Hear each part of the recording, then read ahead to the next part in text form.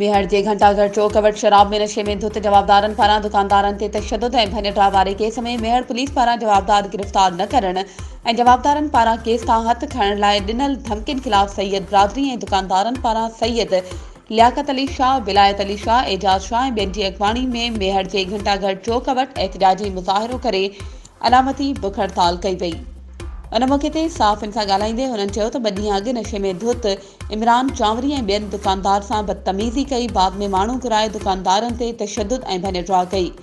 Police वाक़ियो 13 जवाबदारनि ख़िलाफ़ case दाख़िल कयो, पर 15 सेंटर ॿाहिरां थियल वाक़िए तोड़े केस दाख़िल थियण बावजूद पुलिस जवाबदारनि खे गिरफ़्तार न पई करे। हुननि घुर कई त नशे में धुत जवाबदारनि पारां दुकानदारनि ते तशद्दुद ऐं भञ वाक़िए में मुलविस जवाबदारनि खे गिरफ़्तार करे दुकानदारनि वापारियुनि खे तहफ़्फ़ुज़ ॾिनो वञे।